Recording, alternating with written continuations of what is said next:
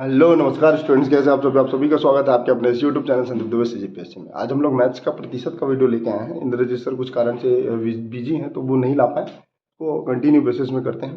देखिए आज हम लोग प्रतिशत पढ़ेंगे। तो एक्चुअली प्रतिशत का मतलब क्या होता है, अगर मैं बोल दूँ 10%।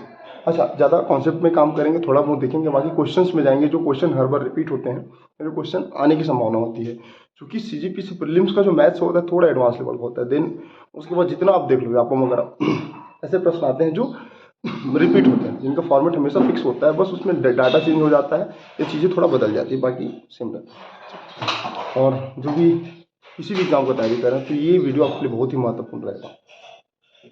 10%, अगर मैंने 10% के बारे में बात करा, 10% मतलब होता है 1/100। तो 10% मतलब होता है 10 मल्टीप्लाई 1/100। एक शून्य कटा एक शून्य कटा, तो इसका वैल्यू क्या होगा 1.1 डिवाइड बाई 10। डिवाइड करेंगे तो 0.1। अच्छा, डिवाइड करने का तरीका क्या है, ये आपने ऐसा बनाया जो एकदम फ्रेशर है ना। यहाँ एक लिखो, नीचे जो है यहाँ पर लिखो, ये अंश है, ये क्या है, हर है। ठीक, तो अंश और हर के फॉर्मेट में रहता है। अब 10 का टेबल, अब भाई 10 तो 1 से बड़ा है ना, तो यहाँ पर 0 लगा के पॉइंट लगा देना, दशमलव लगा देना, तो ये क्या हो जाएगा 10। 10 का पार्ट ऐसे पढ़ोगे 10 से ज़्यादा मतलब 10 से कम 10, तो ये कट गया, तो इसका वैल्यू क्या हो जाएगा 10%। That means what, 0.1। ठीक है, ये बेसिक प्रतिशत का कॉन्सेप्ट है। इसमें ऐसे प्रश्न नहीं आएंगे, ये आपकी समझ के लिए बहुत महत्वपूर्ण है। प्रश्न कैसे आएंगे, एक फार्मूला के आधार में भी देखेंगे, कुछ कॉन्सेप्ट बिना फार्मूला के बनेगा, उसको उसमें भी समझेंगे। प्रश्न से स्टार्ट करते हैं, उससे पहले एक ना फार्मूला नोट कर लेना। एक फार्मूला है, फार्मूला के बिहाफ में प्रश्न है। तो प्रश्न ऐसे प्रश्न है जो आपको देखने मिलेगा, हर बार आता है, रिपीट होता है, बस डेटा ऊपर नीचे हो जाएगा। फार्मूला क्या है, फार्मूला है a plus b plus a b into 100, मतलब a का प्रतिशत प्लस b का प्रतिशत प्लस a इंटू बी का प्रतिशत बटे 100, ये फॉर्मूला है। अब उसके बिहाफ में प्रश्न कैसे आएंगे आप देखिए। मान लो एक पंखा है, ठीक, जिसके मूल्य में कितना प्रतिशत वृद्धि कर देते हैं 20%। अब वृद्धि मतलब होता है धनात्मक होने पर उसके बिक्री में 40% की कमी हो जाती है, मतलब कमी मतलब ऋणात्मक। ठीक, तो बताइए कमाई पर क्या प्रभाव पड़ेगा। बहुत आसान सा प्रश्न है, और ऐसे प्रश्न आपको देखने मिलेंगे ना, इसी कारण बता रहा हूँ। मेंस की भी आप में इसको लिखेंगे कि माना कि इसके प्रतिशत में इतना प्रतिशत वृद्धि हुआ कमाई में, मतलब मूल्य में, फिर वृद्धि जैसे हुआ तो भाई प्रभाव तो पड़ेगा किसमें, उसकी कमाई पर। तो 40% कमी हुआ तो लिख के उसको बनाना पड़ता है मेंस में। लेकिन जब ऐसा एक आप मेंस दिलाएंगे तो उसमें ऑब्जेक्टिव पैटर्न में रहेगा, तो आपको थोड़ा बहुत सॉल्व करके उसको बनाना है, व्यापम के एग्जाम में बनाना है। ठीक, इसको बनाते हैं जहां वृद्धि दिखाती है, ये वाला फॉर्मूला बहुत सटीक है। यहाँ पर प्लस जो दिख रहा है, प्लस माइनस डाल देना। ठीक है, वृद्धि में आप क्या लिखना प्लस, और कमी में क्या लिखना माइनस। तो यहाँ बस मैं हल करके लेता हूँ। देखिए हल में क्या लिखते हैं, वृद्धि मान लो ए, ठीक, मूल्य देखो पंखे के मूल्य में 20% वृद्धि, तो ए का वैल्यू है 20%। ठीक, तो वृद्धि मतलब प्लस, प्लस का साइन लगेगा। और इसके बिक्री में कितना प्रतिशत का कमी आ रहा है 40%, तो बी का वैल्यू मान लेते हैं हम लोग 40%, लेकिन किसमें दिखा है ये कमी मतलब माइनस। ठीक, अब जो फॉर्मूला लिखूंगा ना, यही फॉर्मूला इसमें आपको पुट करना है। देखो अब देखते हैं फॉर्मूला के आधार में जो होने वाले कमाई पर प्रभाव लिख देना है। यहाँ क्या प्रभाव पड़ेगा, तो देखिए 20% वृद्धि धनात्मक, कमी कितना 40% कमी ऋणात्मक। ठीक, अब ये धन है, ए का वैल्यू कितना है 20 और बी का वैल्यू कितना है -40 बटे 100। बस इतना ही आपको करना है। ठीक, अब इसको मैं यहाँ तक तो समझ गया, अब इसको मैं यहाँ पर बनाता हूँ। देखो प्लस और माइनस का कभी भी मल्टीप्लाई होगा तो याद रखना माइनस आएगा। ठीक है, तो 20 माइनस 40 माइनस 20 गुणित 40 बटे 100। एक शून्य कटा एक शून्य कटा एक शून्य कटा एक शून्य कटा, ऊपर नीचे का शून्य क्या है, जब ट्रेम रहता है तो कट जाता है। तो देखो 20 में 40 जाएगा तो कितना बचेगा -20 बचेगा, बिल्कुल बचेगा। और अब देखो 0 0 कट गया तो 4 बचा और 2 बचा, तो 4 दूनी 8, लेकिन माइनस में 8। ठीक, अब -20 और -8, जब देखो जब दो माइनस आपस में जुड़ते हैं मिलते हैं तो जुड़ जाएंगे, तो माइनस माइनस होगा प्लस, लेकिन साइन किसका लगेगा माइनस का लगेगा। तो 20 में 8 को जोड़ोगे तो -28%। तो इसकी कमाई में क्या होगा प्रभाव पड़ेगा कितना 28%, तो 28% उसके बिक्री में कमी आएगा। तो ये उसका बेसिक कॉन्सेप्ट है। तो -28 इसका क्या हो जाएगा उत्तर हो जाएगा। ठीक, दूसरा प्रश्न देखो, दूसरा प्रश्न बहुत महत्वपूर्ण है और हर चीज में फॉर्मूला नहीं लगता, कुछ वेन डायग्राम से, कुछ अपने सामान्य बुद्धिमत्ता से बनाया जा सकता है। प्रश्न क्या है, एक परीक्षा हो रहा है जिसमें मैथ्स और इंग्लिश दो सब्जेक्ट हैं। टेस्ट मान लो, एक परीक्षा में दो विषय हैं, एक मैथ्स है और एक इंग्लिश है। तो मैथ्स में 40% लोग, जबकि इंग्लिश में 25% लोग अनुत्तीर्ण होते हैं, और जब दोनों को मिला देते हैं तो 20% लोग अनुत्तीर्ण होते हैं। अनुत्तीर्ण मतलब फेल, ठीक। तो आपको बताना, तो बताइए कुल इस परीक्षा में कितने विद्यार्थी, ये कितने प्रतिशत लोग क्या होंगे, उत्तीर्ण होंगे। तो यहाँ पर अनुत्तीर्ण का डाटा दिया है, मतलब फेल का डाटा दिया है, लेकिन पूछ क्या रहा है, पास वाला, ठीक। बहुत आसान है, मैं मानता हूँ। चलिए, और ऐसे प्रश्न में कोई फॉर्मूला नहीं लगता। सबसे पहले एक गोला बनाइए, इसको आप मैथ्स सेक्शन मान लो, क्या सेक्शन मान लिया, मैथ्स, ठीक। इसके ऊपर में एक ओवरलैप कर दो, जिसको मान लो आप इंग्लिश, ठीक। ये एक्चुअली जब बनाने देखोगे ना तो देखते साथ इसका आंसर बन जाएगा। वैसे जो एकदम एडवांस लेवल का पढ़ चुके हैं, आप पढ़ते हैं, बहुत दिन से तैयारी कर रहे हैं, फ्रेशर है तो थोड़ा टाइम भले लग रहा है समझाने में, लेकिन आप 100% मानो, बहुत आसान कॉन्सेप्ट है। देखते साथ इसका आंसर आपसे बन जाएगा। मैथ्स में कितने लोग पास हो रहे हैं, 40% लोग, जबकि इंग्लिश में कितने लोग पास हो रहे हैं, फेल हो रहे हैं एक्चुअल में 25% लोग। बस एक चीज आपको मैनेज करना है, जब फेल वाला बात करें तो पूरा डाटा फेल के आधार में होगा, और पास वाला बात करेगा तो पूरा पास के आधार में। अब हम लोग फेल वालों को बस पकड़ रहे हैं। 40 मैथ्स में फेल हो रहे हैं, इंग्लिश में 25 लोग हो रहे हैं, और दोनों मिला के कितने लोग उत्तीर्ण हो रहे हैं। तो ये जहाँ पर आपको दिख रहा है, ये वाला नहीं, ये वाला नहीं, ये दोनों का समेकित रूप बता रहे थे। ये है 20%। यहाँ तक समझे? ओके, अब देखते हैं ये वाला जो है मैथ्स वाला सेक्शन और इंग्लिश वाला सेक्शन, दोनों को जोड़ दो तो 40 प्लस 25, ये दोनों अनुत्तीर्ण हो रहे हैं, ठीक। और ये जो 20 है, जो दोनों, उसको क्या कर दो, माइनस कर दो, ठीक। फॉर्मूला याद करने की जरूरत नहीं पड़ेगा, डायरेक्टली होता है। तो 40 और 25 को जोड़ोगे तो आएगा कितना, 65, माइनस कर दो 20, ठीक। तो 65 में 20 जाएगा तो बचेगा कितना, 45%। तो ये 45% क्या है, ये ऐसे लोग हैं जो फेल हुए हैं, अनुत्तीर्ण हुए हैं, ठीक, फेल हुए हैं। लेकिन पूछा क्या जा रहा है, उत्तीर्ण का मतलब पास होने का। तो यहाँ पर लिख रहा हूँ, यहाँ पर देख लो उत्तीर्ण कितने लोग हुए हैं। भाई कोई एग्जाम में कितने लोग मैक्सिमम हो सकते हैं, 100% के आधार में मानूं तो 1 करोड़ भी रहे तो 1 करोड़ अपने आप में 100% होता है, तो 100% होगा, 100% में ही वैल्यू बनता है। तो 100 लिखो, ठीक। जो अनुत्तीर्ण हुए हैं उसको लिख दो 45। अब दोनों को माइनस कर दो, कितना आएगा, 55। मतलब 55% लोग पास हुए हैं और 45% लोग फेल हुए हैं। ये उसका बेसिक कॉन्सेप्ट है। तो बहुत आसान है, आपको ऐसे 50 प्रश्न मिलेंगे जिसको आपको बनाना है। तो यही है, ठीक। स्क्रीनशॉट करना चाहे तो कर ले, या फिर समझ गए होंगे तो इसको आगे बढ़ते हैं। अब देखिए, ये तीसरा टाइप का प्रश्न है ना, देखो 2 टाइप समझ लिए। अब उसमें उसका पैटर्न चेंज होगा ना, लेकिन उसका जो बनाने का प्रक्रिया सेम रहेगा। अब इसमें एक फार्मूला बताऊंगा जो बहुत आसान है, और हर एग्जाम में आप देख लो उठा के प्रीवियस और के हर एक क्वेश्चन पेपर को कहीं ना कहीं आपको दिख जाएगा, ठीक है। तीसरा प्रश्न है, अब इसको मैं थोड़ा समझाने का प्रयास करता हूँ, ठीक, समझ जाओगे, बहुत आसान है। किसी वस्तु के मूल्य में अगर 20% वृद्धि होती है, मान लो किसी वस्तु, कोई वस्तु है जिसके मूल्य में 20% वृद्धि हो रही है, तो आपको बताना है कि उसके उपयोग में कितना प्रतिशत की कमी की जाए कि खर्च में कोई प्रभाव मत पड़े। मतलब सीधा बात है, अगर आपका खर्च बढ़ रहा है, तो आपका कमाई भी बढ़ना चाहिए, ये सारी चीजें हैं। लेकिन मान लो आप उसके मूल्य में 20%, मान लो आप एक 10 रुपए का 10 चॉकलेट लेते हैं, 10 रोज डेली खाते हैं, लेकिन अब वो चॉकलेट का रेट कितना हो गया, 2 रुपए हो गया। तो आपको 10 नहीं खा सकते। अगर आपके मूल्य को अपरिवर्तित रखना है तो 10 ना खा के कितना खाएंगे आप, 5 खाना पड़ेगा, ताकि 5 रुपए में 10 मिले। तो यही वो बात है, यहाँ पर जो लिखा है उसको आपको ध्यान में रखना है। कमी लिखा है ना। अब इसके बिहाफ में मैं आपको एक फॉर्मूला बता दूं, नोट कर लेगा। कभी भी प्रतिशत में कमी दिखाए, तो आपको क्या करना है, A/100 प्लस A मल्टीप्लाई 100। क्या बोला, कभी भी कमी दिखाए तो क्या फॉर्मूला रहेगा, यहाँ पर क्या हो जाएगा, धनात्मक। और कभी भी ये अधिक दिखाए या बढ़ा हुआ दिखाए, यहाँ पर क्या हो जाएगा, A/100 माइनस A मल्टीप्लाई 100, अभी प्रतिशत में रहेगा। ये दोनों फॉर्मूला आपको नोट करना है। अब इस प्रश्न का सॉल्यूशन हम लोग कैसे करते देखते हैं। ऊपर वाला नीचे वाला मिटा रहा, ऊपर वाला रहने देते हैं, ठीक। देखो क्या लिखा है, किसी वस्तु के मूल्य में 20% की वृद्धि हो रही है, तो A का वैल्यू कितना दिया, A का वैल्यू दिया 20%, ठीक। अच्छा, अब कमी वाला बात करें तो ये वाला फॉर्मूला लगेगा, डाल दो, कमी प्रतिशत निकालो कि खर्च में क्या रहे, अपरिवर्तित रहे, खर्च क्या रहे, अपरिवर्तित, कुछ नहीं करना है आपको, ए का वैल्यू 20 है, बटे 100 करो प्लस 20 करो, मल्टीप्लाई 100 कर दो, ठीक। 20 को लिख दो, 100 में 20 ऐड करोगे तो 120 हो जाएगा, मल्टीप्लाई 100 रहेगा। अब क्या कर सकते हैं, अब देखो ये आपकी समझ के ऊपर है कि इसको आप कैसे हल करते हैं, क्योंकि आप डिवाइड करना है, मल्टीप्लाई करना है। तो इजी तरीका क्या होता है, 0 को 0 से कटा दो, ठीक। 2 एकम 2, 2 सिक्का 12, ठीक। 3 भी 100 से चले जाएगा, 3 एकम 3, 2 तिया 6 और 2 पंचे 10 और 0, ठीक। तो वैल्यू यहाँ पास क्या है, यहाँ पास है 50/3, 50/3 आया।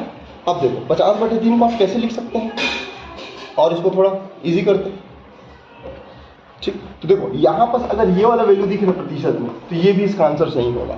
या फिर इसको आप थोड़ा तोड़ के बनाते हैं, देखो यहाँ पास लिख रहा हूँ, यहाँ पास आप 50 लिखो, यहाँ पास आप 3 लिखो, क्योंकि विकल्प में ये भी हो सकता है, ये मैक्सिमम सॉल्यूशन है ना, या ये भी हो सकता है ना भाई, कितना 100/6, ये भी इसका आंसर हो सकता है अगर ऑप्शन में रहे। या इससे और इजी वे में अगर बात करो, देखो 3 को 50 से डिवाइड करो, तो 3 एकम 3, ठीक, 3 एकम 3, ठीक। शेष पर कितना बचा, 2, ठीक, 0 कर दो यहाँ पास। 3 छिक्का 18 कर दो, बचेगा कितना, 2 बचा।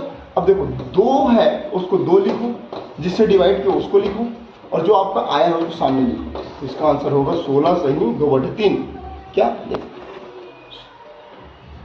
प्योर क्या किया, 50 को मैंने भाग दिया 3 से, एक बार में गया 1 लिखा, फिर माइनस किया तो 2 आया, 0 को उतार दिया तो 20, 3 छिक्का 18। और जैसे आप ये जो भागफल जो बचा, भागफल उसको पहले लिखो, जिससे आप भाग दे रहे हो उसको नीचे में लिखो, और जो शेष में बचा उसको ऊपर में लिखो। तो ये ही विकल्प में आपको देखने मिलेगा, और ऐसे ही बनाना है इस प्रश्न को। आप स्क्रीनशॉट एक बार ले सकते हैं अगर चाहे तो, या फिर समझ गए होंगे तो नोट करके रखा रहें। ये तीसरा टाइप है ना प्रतिशत में, ठीक। और अच्छा क्वेश्चन लेके बढ़ेंगे, इसको 1-2 क्वेश्चन और करते फिर इसको आगे बढ़ाएंगे, ठीक है। ये जो प्रश्न है देखने में आपको ऐसा लग रहा होगा कि जो पुराना कॉन्सेप्ट है उसके आधार में बनाऊंगा तो सही आ जाएगा, प्लस माइनस वाला फॉर्मूला लगा देंगे, a + b + a × b, तो वो वाला फॉर्मूला से प्रश्न नहीं बनेगा। एक बार प्रश्न देखिए, इसका 2 तरीका मैं बताता हूँ, दोनों आपके लिए बहुत महत्वपूर्ण है, ठीक। देखो पहला क्या है, प्रश्न पहले पढ़ लेते हैं। कोई वस्तु है कि मूल्य में क्या होता है, 20% वृद्धि हो जाती है। कोई व्यक्ति है, मान लो शक्कर खरीदा, उसमें उसकी वैल्यू जो उसका मूल्य है उसमें 20% वृद्धि हो गई। अब वो जैसे उसमें 20% वृद्धि होता है तो खर्च को कम नहीं करता, क्योंकि बहुत पैसे कमा रहा है मतलब ये है कि कम नहीं कर रहा है, बढ़ा रहा है। तो जैसे 20% वृद्धि हो उसके मूल्य में, भाई उसके खपत को, वो उसके खर्च को 20-15% क्या कर दिया, और बढ़ा दिया। अब बात बढ़ाने का या कम करने का नहीं, बात ये है जो प्रश्न पूछा जा रहा है कि वह अपनी खपत पर कितना प्रतिशत कमी करे, ठीक। जो उसका खपत है मूल्य में जो वृद्धि हो रहा है, तो 15% जो है उसमें कितना प्रतिशत कमी करे कि खर्च, सॉरी जो 25% है जो उसका खपत है उसमें कितना प्रतिशत कमी करे कि उसका जो मूल्य है, उसका खर्च जो है वो अपरिवर्तित रहे। ये प्रश्न है। इसके लिए मैं आपको फॉर्मूला बताता हूँ, फिर भी याद रखना, कभी 2 आपको वृद्धि दिया और खर्च अपरिवर्तित या कमी वाला फार्मूला आया तो यहाँ पर कोई फार्मूला फिट बैठेगा नहीं। जो मैं बता रहा हूँ उसको आप नोट करना। कभी भी दोनों जगह वृद्धि दिखा, क्या दिखा, वृद्धि, डबल वृद्धि दिखा, तो आपको फार्मूला जो लगाना है, तो वृद्धि में जो फार्मूला लगाना है वो एक लिखना a, ठीक, -b, इसमें समझने नहीं है, आपको लिखना है, ठीक। वृद्धि a - b, अब 100 लिखना और प्लस में लिखना a। क्या बोला मैंने, कभी भी 2 वृद्धि दिखा तो a - b लिखना, क्या लिखना, a - b, और यहां पर 100, क्या बोला, कभी भी 2 वृद्धि दिखा तो वृद्धि के लिए जो फॉर्मूला बनता है इस ऐसे प्रश्नों के लिए, तो a - b 100 + a, ये फॉर्मूला के आधार में इसको बनाने का प्रयास करते हैं। और कमी दिखा, एक वृद्धि और एक कमी दिख जाएगा, तो आप कुछ नहीं करना, a + b, ठीक, चेंज मत करना, 100 - a कर देना, ठीक।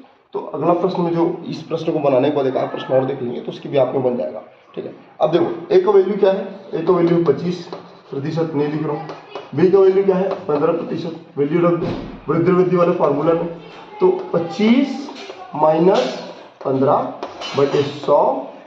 + 25, क्या बोला,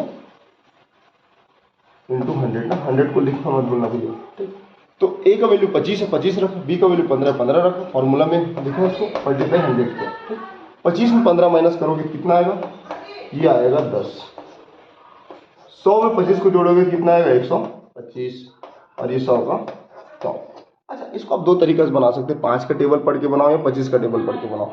25 मैं डायरेक्टली बताता हूँ, वैसे तो 5 के टेबल में बहुत लंबा हो जाएगा, क्योंकि अगर आप पढ़ चुके होंगे या फिर एकदम फ्रेशर होंगे तो आप 5 के आधार में बना सकते हैं, 2 के आधार में बना सकते हैं, लेकिन मैं आपको 25 के आधार में बना रहा हूँ। 25 चौक 100, 25 पंचे 125, क्लियर। 5 से कम 5, 5 दूनी 10 और 4 का 2 से मल्टीप्लाई करोगे तो कितना है 8% होगा। मतलब वो अपने खपत पर, मतलब ये वाले खपत पर 8% कम करे, 8%, तो उसके जो खर्च सॉरी अगर हाँ उसका खर्च क्या रहेगा, अपरिवर्तित रहेगा। यही वो कॉन्सेप्ट है, ये आपको लिख के रखना है, ठीक। अगर यहाँ पर कमी बोल दें, कमी कर दें, सॉरी यहाँ पर वृद्धि रहने दें, कुछ मत करो, और यहाँ पर वृद्धि बोल दे या अधिक बोल दे, अधिक करे तो खर्च अपरिवर्तित कब रहेगा, तो यहाँ पर जो प्लस लिखे ना वो माइनस लिख देना, बस इतना ही करना है आपको, बन जाएगा। आगे बढ़ते हैं, स्क्रीनशॉट करके रख लेना भैया, अच्छा प्रश्न है, ऐसे प्रश्न देखने मिलेंगे। तो अच्छा, इसका एक और तरीका है, मैं वो तरीका को मैं बात करता हूँ, इसको समझाने का प्रयास करता हूँ। देखो एक बेसिक कॉन्सेप्ट होता क्या है, अगर कोई चीज का मूल्य उसके खपत के साथ गुणा हो जाए तो उसका क्या मिल जाएगा। अगर कोई मूल्य है उसका खपत के साथ मल्टीप्लाई कर दोगे तो क्या मिल जाएगा, खर्च हो जाएगा, कहीं खर्च मिल जाएगा कहीं, आप सोचो ना, ठीक। मूल्य को क्या बोलते हैं, प्राइस, पी, ठीक। खपत को क्या बोलते हैं, कंजप्शन, तो सी। और खर्च को क्या बोलते हैं, expenditure, x, CE. Price, consumption और एक्सपेंडिचर। कैसे, अगर मूल्य मान लो 10 रुपए है, ठीक, उसका खपत कितना है 5 रुपए है, ठीक। मूल्य 10 रुपए है, उसका खपत कितना है 5 रुपए, तो उसका खर्च कितना होगा 50 रुपए होगा। तो ये वाला कॉन्सेप्ट रहेगा, इस कॉन्सेप्ट के आधार में इस प्रश्न को बनाने का प्रयास करते हैं, ठीक। मान लो बेसिक सा बात है, कोई भी चीज, ठीक, कोई चीज है जो जिसका मूल्य मान लो 100 रुपए है, मान लो उसका मूल्य कितना है 100 रुपए, ठीक है, और खपत कितना हो रहा है, मान लो उसका खपत हो रहा है 1 रुपए, सॉरी 1 क्वांटिटी में खपत हो रहा है, इसी वस्तु का मूल्य 100 रुपए है, उसका खपत 1 हो रहा है, तो खर्च कितना होगा, 100 रुपए होगा, बिल्कुल होगा। अब इसको समझने का प्रयास करना, क्या बोल रहा है कि वह अपने, ठीक है, वह अपने मूल्य में 20%, 25% वृद्धि कर रहा है, ठीक है। मूल्य में कितना प्रतिशत वृद्धि कर रहा है, 25%, और 100 का 25% कितना होता है, 125।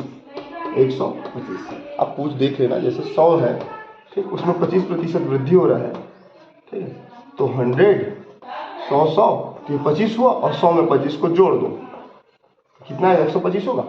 100 रुपये मूल्य है, उसके खपत में 25% वृद्धि हो रहा है, तो सॉरी उसके मूल्य में 25% वृद्धि हो रहा है, तो उसका मूल्य कितना हो जाएगा 125 होगा। ये दूसरा है ना, ये पहला इक्वेशन लेके चलो इसको। दूसरा इक्वेशन क्या है, वृद्धि के बारे में बात करते हैं। अब जैसे 25% खपत हो, क्वांटिटी तो एक ही रखना, खपत को तो आप एक ही रखना, ठीक। जैसे ही उसके मूल्य में 25% इंक्रीमेंट हुआ, वृद्धि हुआ, तो उसका खर्च कितना प्रतिशत बढ़ा, 15, और 100 का 15% कितना होता है 115। अब ये जो दूसरा क्वांटिटी है, तो उसके खपत में कितना प्रतिशत कमी करे, यही तो निकालना है ना, तो इसको कर दो x। क्या बोला कि मूल्य 100 है, मान लो खपत 1 है, खर्च भी भाई मल्टीप्लाई करोगे तो 100 आएगा, तो मूल्य में 25% वृद्धि करे तो 125 हो गया। अब आपको खपत निकालना है, तो खपत निकालना है, उसको x मान लो, और खर्च में कितना प्रतिशत वृद्धि हो जा रहा है 15%, तो क्या लिख देना 15। तो x बराबर 115/100 होगा कि नहीं, सॉरी 115/25 का 125 होगा, ये सारी चीजें हैं। उसके बाद अब कुछ नहीं करना है, आप प्यार से लिखो x, ठीक, 1 लिखो माइनस 125 लिखो, सॉरी 115/125 लिखो, क्योंकि जो ये वाला खपत है इसके साथ माइनस कर रहे हैं, ठीक है, क्योंकि खपत यहाँ पर 1 है, यहाँ पर क्या है 115/100, इतना लिखे हैं। अब देखना, मैं इसको यहाँ पर लिख रहा हूँ ना, 125 का 1 से मल्टीप्लाई करो, 125 आएगा ही नहीं, और 115 भी लिखा आएगा बटे 100, तिरिया गुणा किया हो ना, 125 का 1 से, नीचे में 1 है तो 1 गुणित 115, तो 115 ही रहेगा, और नीचे में आपस में मल्टीप्लाई होगा तो 125 ही होगा, 1 से मल्टीप्लाई होगा तो, ठीक। 125 में 15 जाएगा, 115 जाएगा, कितना आएगा 10 आएगा, बटे 125 होगा, मल्टीप्लाई 100 होगा। सेम वही अब पहले जो किए थे ना, 25 पंचे 25 चौक, 5 एकम, 5 दूनी और 4 दूनी 8, ये सारी चीज़ें। तो इसमें कुल मिला के इसका कितना आंसर आएगा 8%। तो अभी इसको यहीं समाप्त करते हैं, फिर कंटिन्यू करेंगे, अच्छे अच्छे प्रश्न लाएंगे। चैनल में नए होंगे चैनल को सब्सक्राइब करें। मिलते हैं अगले वीडियो में, तब तक के लिए जय हिंद।